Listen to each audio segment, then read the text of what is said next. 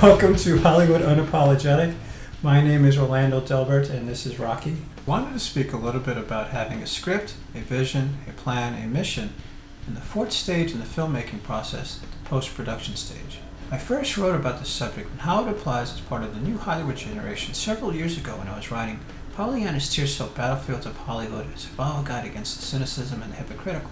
The fourth stage in the filmmaking process is the post-production stage. This is where all of the media that was captured is assembled and edited together. Probably the best way to look at this stage of the filmmaking process is think of your film as being a huge puzzle with thousands of integral parts and make up a completed story. At this stage, it's easier to see the many pieces because there is a convergence. Everything's shot and everything has a representative scene and take number. For many productions, this is the most time-consuming and costly part of the production process. The reason being, professionals getting paid a high rate are doing most of what is needed during this stage. Most facilities have a high overhead, and these same individuals are using the very best and fastest computers and networks being used in the industry.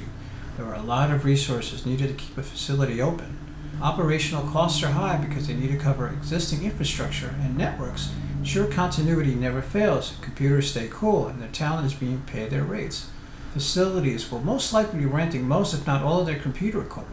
This is very expensive, especially when the maintenance and proprietary software fees are included. And unlike the earlier stages of production, many of the ones that actually handle the moving parts of the assembly process and effects may have extensive schooling and some experience already in the production process. It's very rare that someone wanting to get into visual effects or picture cutting would have the opportunity to work on a Flame or Inferno upon getting their first job in an effects house or editorial house. They would most likely be runners who are much like production assistants during the production stage, and they will handle the heavy lifting of operations in any given facility.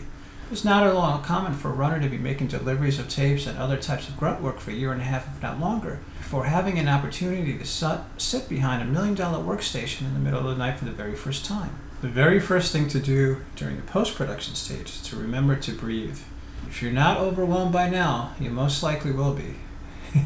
A feature film can add hundreds of shots, all with multiple takes that have to be gone over one by one. Even shooting segments for a television show could have hundreds of clips to go through. I've seen so many times footage delivered with poor logging, if the shots were logged at all. When that happens, some productions will hire several editorial assistants to go over and sometimes digitize all of the footage into a non-linear editing system, usually at low resolution, before sifting through the shots. This falls under the offline editorial part of post-production. This often is very time-extensive and costly process, which in the most part could have been avoided if someone was keeping tabs on the shots as they went along. Keep your head together and track as much as you can as you go along. Do your best to get comfortable with the behemoth. Before going any further, you should know that the post-production has many processes that fall under this title. This includes the intake, processing, and sweetening of production sound. Additional audio components such as automated dialogue replacement, designed audio effects, Foley, and music are then added. Special digital and visual effects, including three-dimensional elements in scenes, compositing, match moving and wire removal, film titles, and elements from the graphics digital toolkit for television and end crawl are done during this stage. Shooting on film, the process of developing the film and then digitizing for digital intermediate also falls under post-production. Digital intermediate allows sophisticated color correction tools, unparalleled control over film color. Color, contrast, and brightness in different parts of the frame can be changed over time, timed separately and in real time. Scanning film and printing it back to celluloid in the laboratory is also part of the post-production. Offline and the EDL.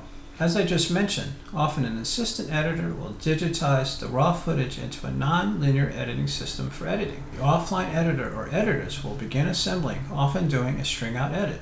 A string-out edit is following the shots captured in the log during production and placing them in a timeline back-to-back. This allows the picture cutter to see what shots work best with one another for each scene, as well as see which shots from different camera angles can be included to make the scene work better.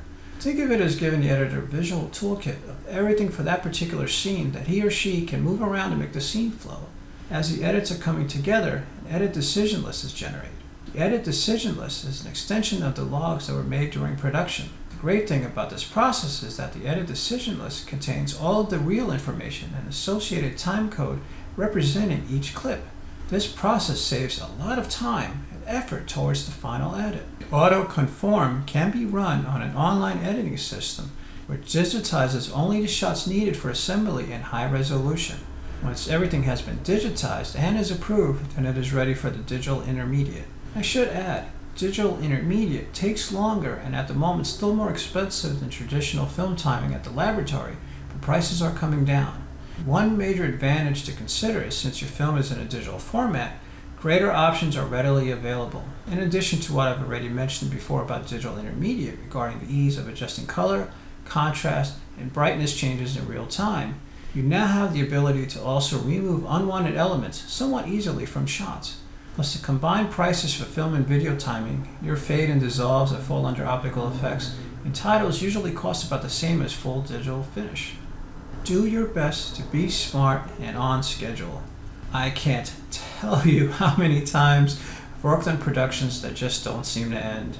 Oftentimes this runs into budget overages and possible deadlines missed.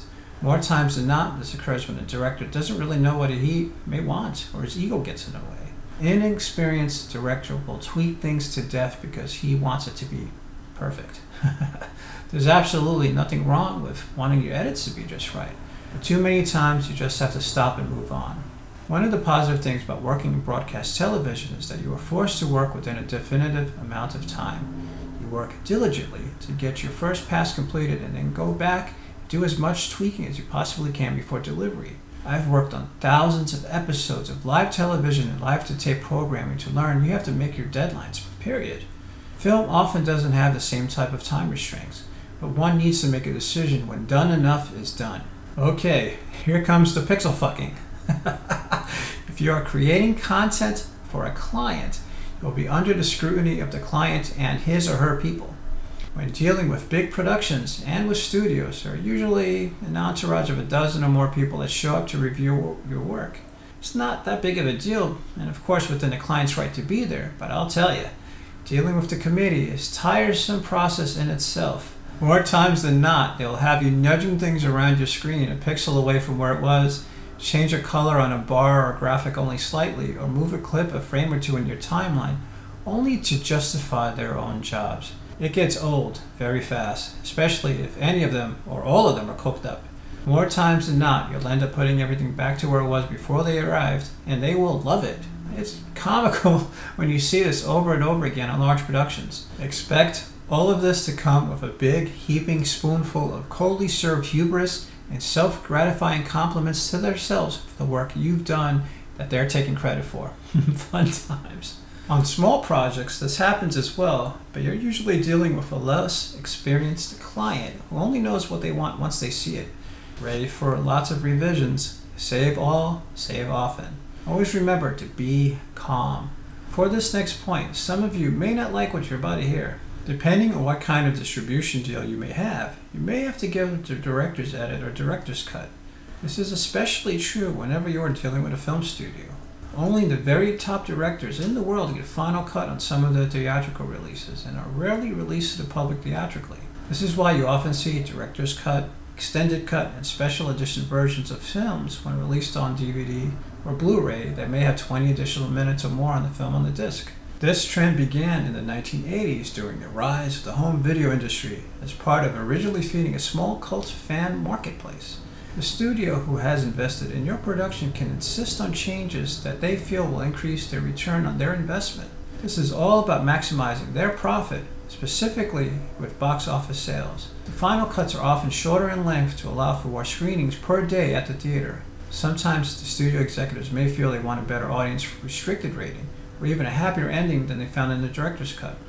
There are a lot of things that happen during the post-production stage of creating your project. Just like at the very beginning, you need to make your plans, make your lists, and do each thing one at a time to ensure everything gets done in the right order and on time. Don't be overwhelmed if you feel you don't know all of the right steps. There are others out there that do. Right from the beginning, you began building your team. Everyone in the post-production process is no different. You just need a handful of good people that can delegate, track all of the moving parts, that you can concentrate on what you need to get done next.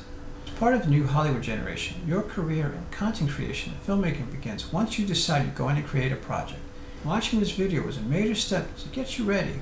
Are you ready for the challenge? The world is greatly influenced by what is seen on the screen and heard on the radio. Let's be the new Hollywood generation. Let's give them something that will drive everyone to do something bigger, make a positive difference in the world. Something I'd like to leave you with. We are all in it together. Each and every one of you is an important part of our future. You are important to the lives of those who surround you. You're important to our communities. You're important to our industry. No matter what, remain optimistic and focused on your goal. Never stop believing in yourself. Always remember, you are the key to your own success. Take a breath, move forward, and together, let's create a revival, a resurgence of Hollywood, and bring back the auteur to cinema. Be an active part of the new Hollywood generation. You are a representative of the new Hollywood generation. You are a representative of the new Hollywood generation. Join Hollywood Unapologetic in our quest to positively empower one another, to empower our industry as we speak openly to industry professionals about the true pursuit of our Hollywood dreams and in life. Hollywood Unapologetic is a continuation of the Pollyanna's tear-soaked battlefields of Hollywood, a survival guide against the cynicism and the hypocritical series of books designed to help you better prepare for success. It is now our time to strive to be a better version of ourselves and to be inclusive of one another. We, as a community, can grow together and be the change our industry needs. We can find unity together and be the change our future needs. We are the new Hollywood generation. Welcome to Hollywood Unapologetic.